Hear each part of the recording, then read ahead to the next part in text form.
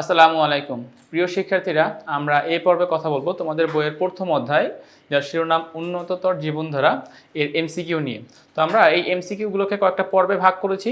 আমাদের প্রথম পর্বে আমাদের আলোচনার বিষয়বস্তু থাকবে এই যে খাদ্য এবং পুষ্টি, অর্থাৎ খাদ্য এবং পুষ্টি এই টপিকের আন্ডারে যে এমসিকিউ প্রশ্নগুলো বিভিন্ন বোর্ডে এসেছে আমরা এখন সেগুলো নিয়েই এই পর্বে কথা বলবো। তো আমরা এবার আমাদের এমসিকিউর যে প্রশ্ন উত্তর আছে আমরা এখন সেগুলোতে যাচ্ছি। দেখো, আমরা ধারাবাহিকভাবে প্রশ্ন পড়ব এবং সেখান থেকে উত্তর জানবো এবং উত্তরের পিছনের কারণটাও জানার চেষ্টা করব। আমাদের প্রথম প্রশ্ন, কোনটি খাদ্যের সহায়ক উপাদান, অর্থাৎ খাদ্য উপাদানকে সহায়তা করে কোন উপাদানটা? তো আছে পানি, স্নেহ, আমিষ এবং শর্করা। তো এখান থেকে আমাদের সঠিক অ্যান্সারটা কোনটা হতে পারে? এখান থেকে সঠিক অ্যান্সার হচ্ছে পানি। মানে পানি কিন্তু আমাদের খাদ্যের উপাদানগুলোকে সহায়তা করে, পরিপাক বলো, হজম বলো, যে কোনো ক্ষেত্রেই পানি একটি সহায়ক উপাদান হিসেবে কাজ করে। দ্বিতীয় প্রশ্ন, পুষ্টির ইংরেজি শব্দ কি? দেখো, তো এখান থেকে একটা নিউক্লিয়াস তো হবে না, নিউক্লিয়ারও হবে না, নিউট্রিগেইজ হবে না। তারপর হচ্ছে আমরা এখান থেকে গ নাম্বার যেটা আছে, গ নাম্বারে আছে কি? গ নাম্বার আছে নিউট্রিশন, নিউট্রিশন বা পুষ্টি। আচ্ছা, গেল এটা। তাহলে সেকেন্ড প্রশ্নের সঠিক অ্যান্সারটা হচ্ছে গ নাম্বার। এবারে যাচ্ছি আমরা 3 নাম্বার প্রশ্নে। দেখো, 3 নাম্বার প্রশ্নে আমাদেরকে কি বলতেছে? 3 নাম্বার প্রশ্নে আমাদেরকে বলতেছে যে কোনটি দেহ সংরক্ষক খাদ্য উপাদান? কোনটি দেহ সংরক্ষক খাদ্য উপাদান? কে কে আছে? শর্করা, প্রোটিন, ভিটামিন, ফ্যাট। তার মানে 3 নাম্বার প্রশ্নের সঠিক অ্যান্সারটা হবে আমাদের গ নাম্বার। ভিটামিন আমাদের কি করে? দেহকে প্রোটেক্ট করে, দেহকে রক্ষা করে, দেহর গঠন উপাদানে সহায়তা করে। এজন্য এটার সঠিক অ্যান্সারটা হচ্ছে গ নাম্বার। 4 নাম্বার, দেহ পরিশোষক খাদ্য কোনটি? মানে দেহ যেটাকে শোষণ করতে পারে এরকম খাদ্য কোনটি? অ্যান্সার হবে কি বলতো? অ্যান্সারটা হবে এখানকার আমিষ। অর্থাৎ আমিষ কিন্তু আমাদের পরিশোষক খাদ্য উপাদান, আমিষ। আচ্ছা, যাচ্ছি পরবর্তী প্রশ্নে। দেখো কি বলতেছে, খাদ্যের উপাদান কয়টি? খাদ্যের উপাদান কয়টা? খাদ্যের মোট উপাদান হচ্ছে 6টা। 6টা হচ্ছে খাদ্যের মূল উপাদান।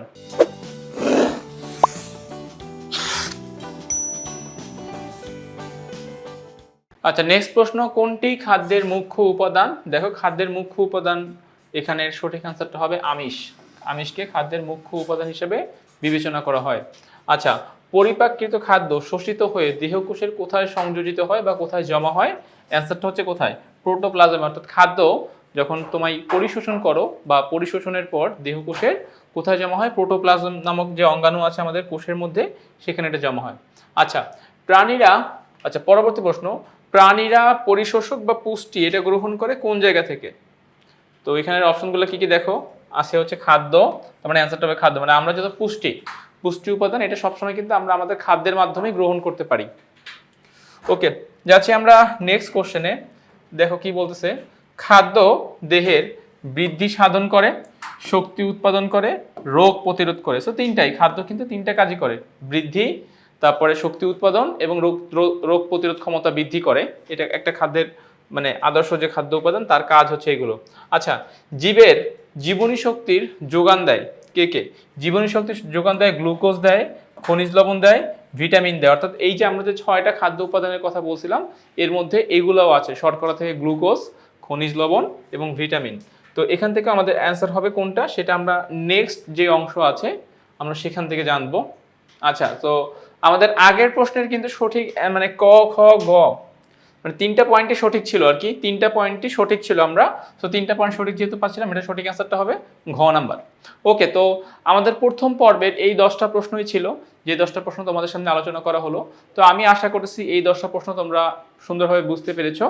তো আজকে এই পর্যন্তই। নতুন পর্বে আবার তোমাদের সামনে অন্য কোনো এমসিকিউর পর্ব নিয়ে আসবো, অথবা এই চ্যাপ্টারের বাকি পর্বগুলো নিয়ে আলোচনা করব। ততক্ষণ পর্যন্ত তোমরা সবাই ভালো থাকো, সুস্থ থাকো। আল্লাহ হাফেজ।